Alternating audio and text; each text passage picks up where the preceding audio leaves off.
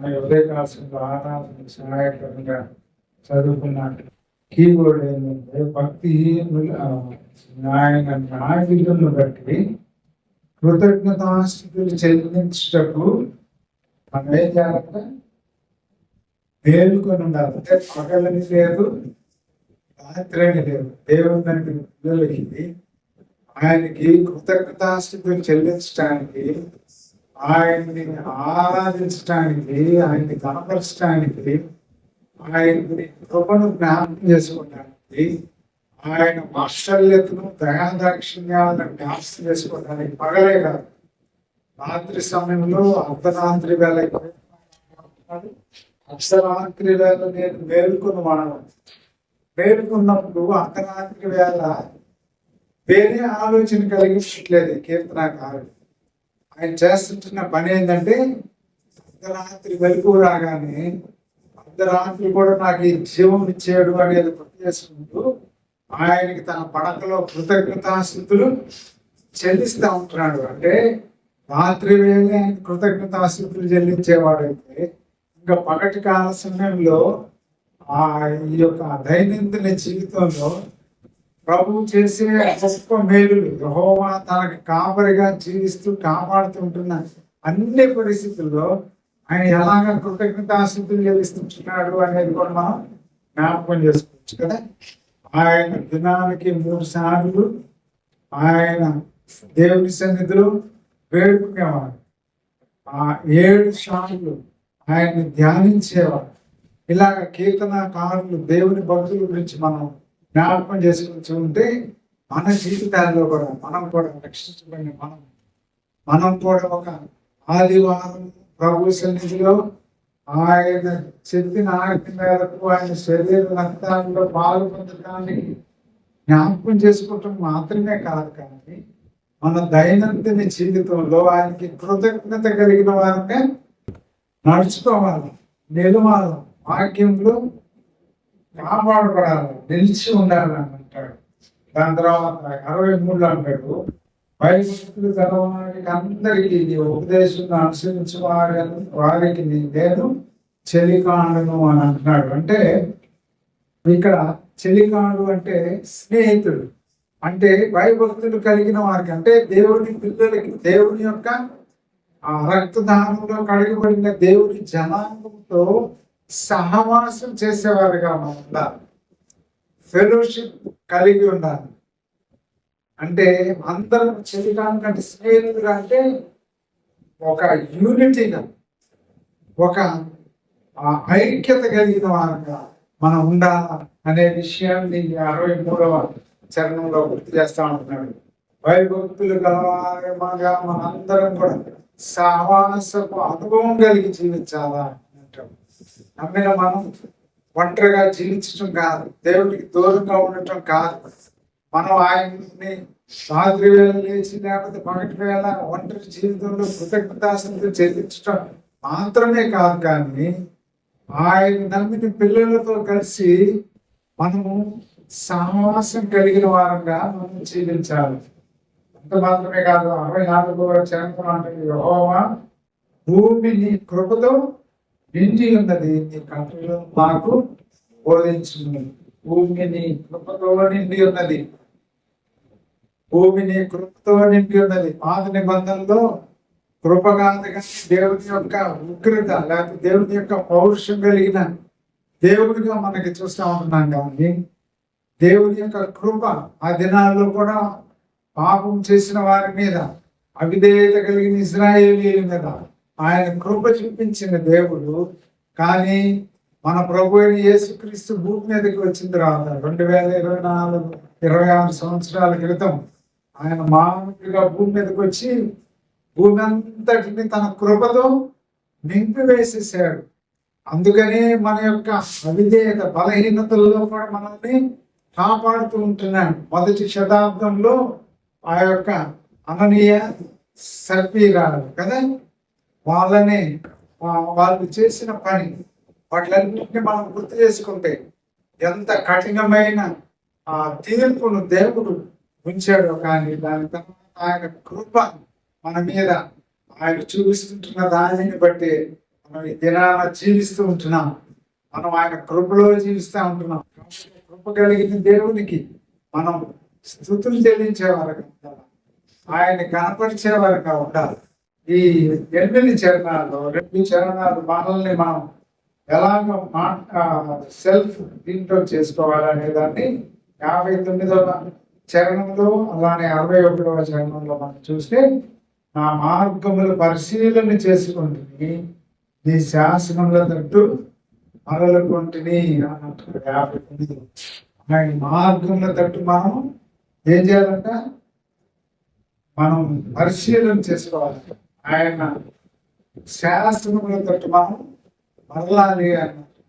కాబట్టి మన దైనందిన జీవితంలో వారమంతటిలో మనం దేవుని సన్నిధిలో, దేవునితో మనం వ్యక్తిగతంగా, మనం కుటుంబంగా, మన సమాజంగా, మనం లోకంలో అనేక పరిస్థితుల్లో మనం తిరుగులాడుతూ ఉంటుండగా మన యొక్క జీవితంలో మనం ఇలాంటిది మనం గుర్తు చేసుకోవాలి.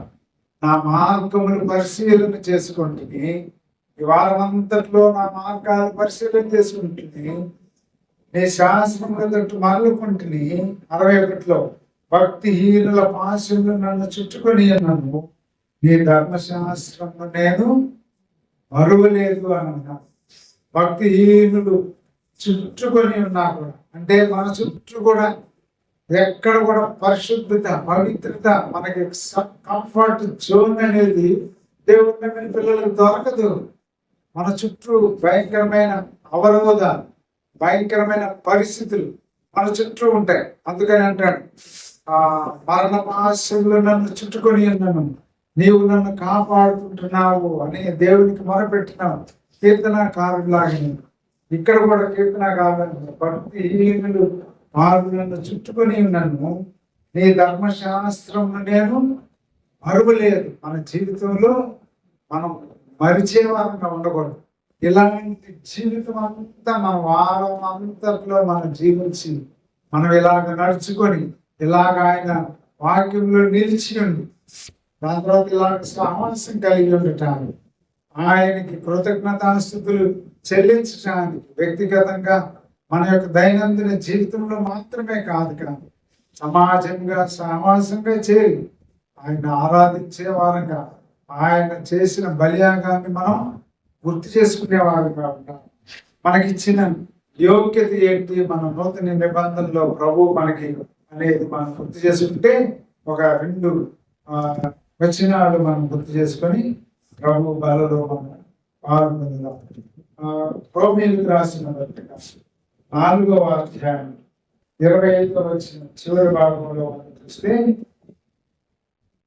రోమీయులకు రాసిన పత్రిక 4వ అధ్యాయం చివరి వచనం, ఆయన మన అపరాధముల అప్పగింపబడి మనం నీతిమంతులముగా తీర్చబడుటకై లేపబడిన, మన అపరాధముల నిమిత్తము అప్పగింపబడ్డాడు. మనకి రావాల్సిన శిక్ష, పాపపు శిక్ష, నిత్య నరకాన్ని మనల్ని విమోచించడానికి భూమి మీద ఎవ్వరు కూడా లేని పరిస్థితుల్లో దైవ మానవుడిగా మన ప్రభువుని యేసుక్రీస్తుగా భూమి మీదకి వచ్చి ఆయన మన అపరాధములను ఆయన భరించారు, మన శిక్షను ఆయన అనుభవించారు. మనల్ని ఏం చేశారంటే నీతిమంతులుగా తీర్చారు. నీతిమంతులుగా తీర్చబడటానికి ఆయన చనిపోయి తిరిగి లేపబడ్డాడు. దేవుని యొక్క ఉగ్రత ఆయన అనుభవించి మనల్ని ఉచితంగా నీతిమంతులుగా తీర్చాడు అనేది మనం చూస్తూ ఉంటాం. అలానే 5వ అధ్యాయంలో కూడా విశ్వాస మూలమున మనము నీతిమంతులుగా తీర్చబడి మన ప్రభు అయిన యేసుక్రీస్తు ద్వారా దేవునితో సమాధానం కలిగి ఉన్నాము. సమాధానం కలిగి ఉన్నాము. ఇంకా కింద వచనాల్లో ఉంటాడు, మనము బలహీనులుగా ఉన్నప్పుడు భక్తిహీనులు వెంటనే మన కొరకు ఆయన చనిపోయాడు. మనం రోగులుగా ఉన్నప్పుడు మన కొరకు ఆయన చనిపోయాడు అని అంటాడు. మనం పాపులుగా ఉన్నది బట్టి ఆయన మన కొరకై ఆయన బలి అయిపోయాడు అని అంటాడు 5వ అధ్యాయంలో కింద వచనాల కింద. కాబట్టి బలహీనులు, భక్తిహీనులు, రోగులు, పాపులం మనల్ని ఎలా చేశాడు? పాపులను పరిశుద్ధులుగా చేశాడు, పాపులను నీతిమంతులుగా చేశాడు. తన యొక్క పవిత్రమైన రక్తం ఇచ్చి మనల్ని కొన్నాడు, పవిత్రులుగా తీర్చిదిద్దాడు. కాబట్టి ఉదయకాల సమయంలో ఇలాంటి గొప్ప భాగ్యాన్ని దేవుడు మనకు అనుగ్రహించాడు. కీర్తనకారుడు చెప్పిన రీతిగా రాత్రి జాములలో నేను కృతజ్ఞతాస్తుతులు చెల్లించాను, భక్తిహీనులు నన్ను చుట్టుకొని ఉన్నాను, నేను నీ ధర్మశాస్త్రము మరువలేదు అన్నట్లుగా ఆయన యొక్క వాక్యాన్ని మరిచేవారిని, ఆయనతో సాన్నిహిత్య సంబంధం సహవాసం వ్యక్తిగతంగా మన దైనందిన జీవితంలో కలిగి జీవించే వారంగా మనం ఉన్నప్పుడే ప్రభు మనల్ని కాపాడేవాడుగా ఉంటాడు. మనల్ని కాపాడుతుంటున్నాడే కాబట్టి వారంతటిలో దేవుడిని గణపరిచే వారంగా ఉంటున్నాం.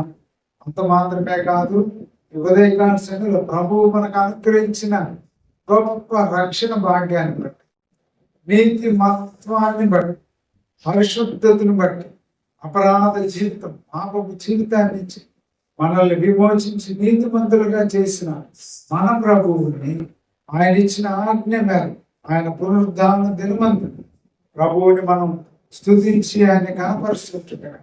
మన స్తుతుల మీద ఆయన ఆసీనుడైపోతా ఉంటున్నాడు. కొద్దిమందిగా ఉంటున్నా కూడా మన మధ్యలో ఆయన యొక్క ప్రసన్నత, ఆయన యొక్క సన్నిధి, ఆయన యొక్క ప్రత్యక్షత మనం అనుభవించే వారంగా ఉంటాం. నిర్గమకాండం చివరి అధ్యాయంలో చివరి వచనాలు చూస్తాం. ఆ యొక్క గుడారము మేఘం మీద ఆయన దిగి వచ్చి ఆ యొక్క పరిశుద్ధ ఆవరణంలో నుంచి ఆయన వచ్చినప్పుడు అక్కడ దేవుని యొక్క మహిమతో నిండిపోయిందంట. ఆ మహిమతో నిండిపోయితే ఈ మోషే కూడా లోపలికి వెళ్ళటానికి ధైర్యం చేయలేకపోయాడు అని అంట. కానీ కృప కలిగిన దేవుడు, కృపతో నింపబడిన దేవుడు, కృపతో ఈ భూమిని నింపిన మన ప్రభు అయిన యేసుక్రీస్తు అలాంటి గొప్ప మహిమను తను మానవుడిగా వచ్చి తను తగ్గించుకున్న కారణం చేద్దాం మన మధ్యలో అదృశ్య దేవుని స్వరూపిగా మన యొక్క స్తుతి ఆరాధన ఆయన అంగీకరించడానికి ఆయన ఇష్టపడుతుంటుండగా మనల్ని రక్షించిన దేవునికి, నీతిమంతులుగా చేసిన దేవునికి, మన ప్రభు అయిన యేసుక్రీస్తు మన కొరకై కాల్చిన రక్తాన్ని, మన కొరకై అనుభవించిన శిక్షను మనం జ్ఞాపకం చేసుకుని ఆయన ఆత్మతో సత్యంతో ఆరాధించి ఆయన పూజించి మయంపరిచి కనపరిచి ప్రభు ఇచ్చిన ఆజ్ఞని ఆయన శరీర రక్తంలో మనం పాల్గొంది ఆయన మయంపరచుకుంటాం.